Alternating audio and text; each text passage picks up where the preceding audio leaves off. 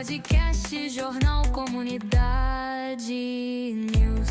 Olá, meu nome é Carlos Busquets, sou advogado de imigração e tenho meu escritório principal hoje em Bridgeport, Connecticut. Eu comecei a jornada de imigração aqui nos Estados Unidos em 2017, me formei em Direito no Brasil, comecei a advogar no Brasil e percebi que eu realmente tinha essa vontade de me mudar para o exterior e viver aqui nos Estados Unidos. Então decidi vir para cá em 2017, fiquei uns 2-3 anos ali fora da área, mas aí consegui voltar para a área de Direito aqui trabalhando como paralegal. E aí depois, em 2023, acabei também me tornando um advogado e abrindo meu próprio escritório em Bridgeport.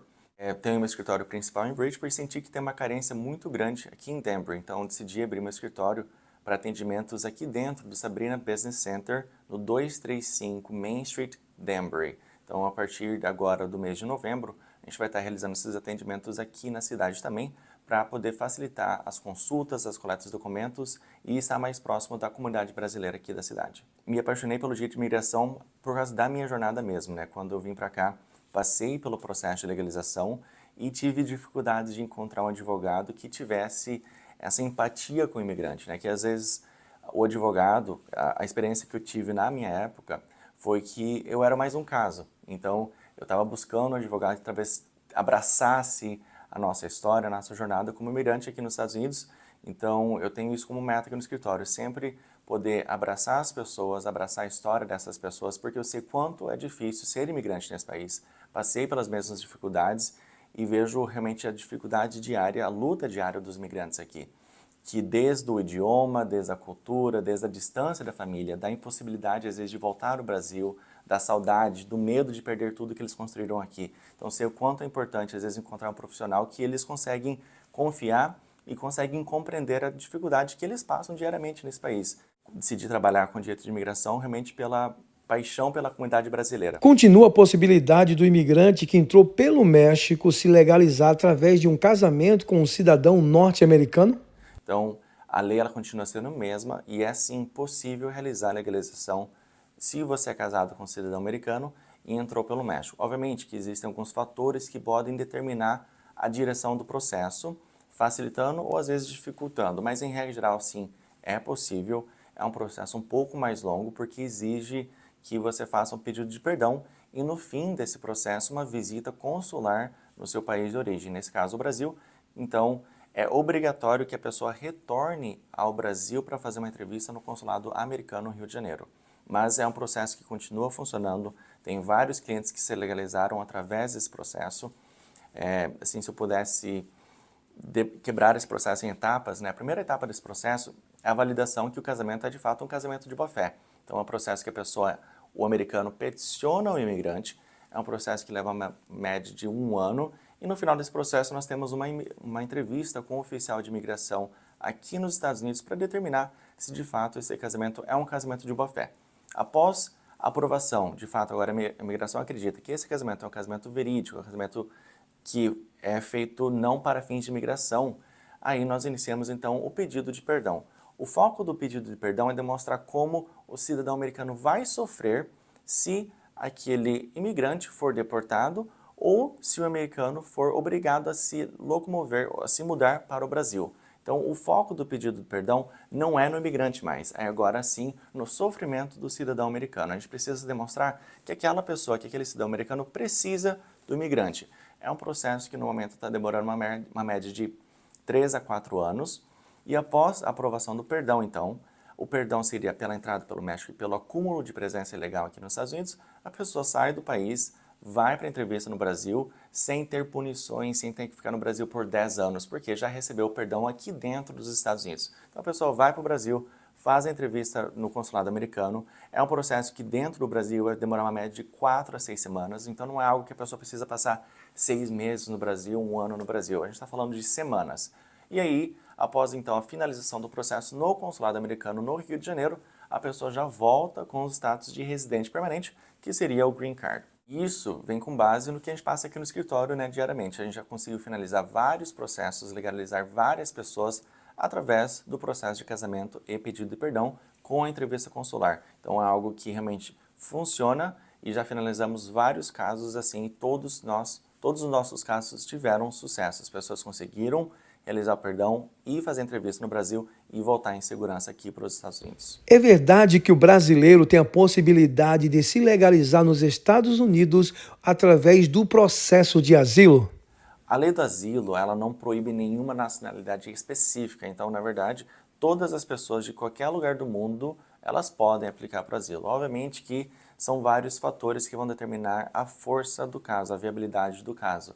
O Brasil é sim um país elegível a aplicar para o asilo, e a dificuldade às vezes do brasileiro é que um dos requisitos do asilo é demonstrar que você não estaria seguro em nenhum lugar do seu país de origem. Então nós temos que trazer um problema que seria um problema nacional, não um problema às vezes muito específico daquele bairro ou daquela rua. Porque senão às vezes o governo vai argumentar contra nós, mas por que então o João não se mudou para o Rio Grande do Sul ou para o Pará? Então a questão do asilo é que nós precisamos demonstrar que a pessoa sofreu ou tem medo de sofrer perseguição por questão de raça, nacionalidade, questão religiosa, questão política ou participação em algum grupo social. Desde que a pessoa consiga demonstrar que aquele medo que ela tem é em decorrência de uma dessas categorias, aí ela pode sim ter um caso de asilo viável. Por exemplo, eu estava no Brasil, fui perseguido por causa do meu posicionamento político. Tenho uma visão às vezes de minoria e recebi ameaças por causa da minha visão política, ou recebi ameaças por causa da minha raça, ou recebi ameaças por causa da minha religião. Então, se você faz parte de algumas vezes minoria, ou às vezes até de uma maioria também, mas desde que realmente a sua ameaça, o seu medo, seja por uma visão política, seja por uma questão religiosa, ou seja por uma questão de raça, é sim viável aplicar para o asilo. Não, só que são vários requerimentos que nós precisamos cumprir. Então, é uma análise que vai exigir muita atenção do advogado, porque dependendo do período de entrada nos Estados Unidos, nós vamos ter certos impedimentos no asilo. Então, realmente, sempre recomendo fazer uma consulta com um advogado de imigração. E, infelizmente, assim, a realidade é que a maioria dos brasileiros que estão no processo de asilo estão só com uma ferramenta de que a gente chama em inglês last resort. Não tem para onde fugir, não tem para que aplicar. E acaba aplicando para o asilo como a última tentativa de alguma coisa para pedir para o juiz de imigração, por favor, me ajuda ou deixa eu ficar. E mesmo sabendo às vezes que tem as chances muito baixas, ou às vezes que não se qualifica diretamente para o asilo, mas infelizmente a realidade é que muitas pessoas às vezes não têm um caminho direto de legalização e o asilo acaba se tornando a última e a única ferramenta viável dentro de um processo de deportação. Então, por mais que às vezes o caso seja um caso difícil, seja um caso de pouca probabilidade, às vezes é a única probabilidade. Então, entre 100% com não, muitas pessoas acabam optando pelo 95% do não, porque não tem para onde correr. É seguro a pessoa ir numa audiência de imigração sem a presença de um advogado? Antigamente, até ano passado, nós tínhamos uma prática muito comum de pessoas irem na sua primeira audiência com um juiz de imigração e falarem: juiz, eu preciso de mais tempo para arrumar um advogado. É uma prática que era considerada totalmente segura e 100% das vezes o juiz dava mais tempo para a pessoa voltar com o advogado de imigração, às vezes para apresentar algum caso, alguma defesa, só que hoje em dia se tornou um pouco mais inviável porque certas pessoas estão num grupo de risco, onde você pode ir numa audiência sem um advogado e às vezes, raramente acontece, mas às vezes acaba sendo detida, ou às vezes o governo tem tentado encerrar um caso de deportação. A pessoa acredita que é um ato de boa-fé, pensa, pô, estou tendo meu caso de deportação encerrado, mas na verdade, essa tentativa que o governo faz é de encerrar aquele caso para logo em seguida já começar um caso de deportação sumário, que é uma deportação que a gente chama em inglês de expedited removal, onde a pessoa não tem nem direito a um processo perante um juiz de imigração, pode ser deportada perante somente um oficial de imigração, onde você perde mais direitos, perde mais garantias. Então, realmente, hoje em dia eu acho que não é uma boa prática, talvez, ir na primeira audiência sem advogado, e depende muito também da corte onde a pessoa está. Temos corte em cada estado, às vezes tem estado que tem várias cidades com corte de imigração. Aqui em Hartford, a gente tem um juiz de imigração ainda que são mais tranquilos nesse sentido, mas tenho vários colegas que atuam em New Jersey, Massachusetts, Florida, Texas, que relatam onde clientes foram presos na primeira audiência. Então, realmente, é muito viável, muito recomendado consultar com um advogado de imigração, principalmente se você já entrou nos Estados Unidos mais de uma vez pelo México, se você tem algum histórico de fraude de imigração, se você chegou a menos de 2 anos ou se você possui algum histórico criminal. Eu acho que esses são os grupos que realmente precisam de atenção e devem consultar com um advogado antes de ir na primeira audiência, sem um advogado.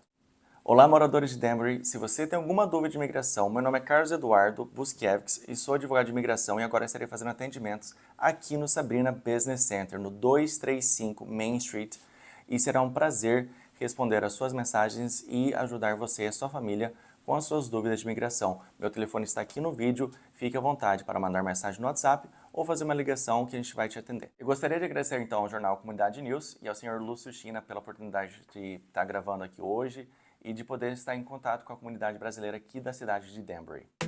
Podcast Jornal Comunidade.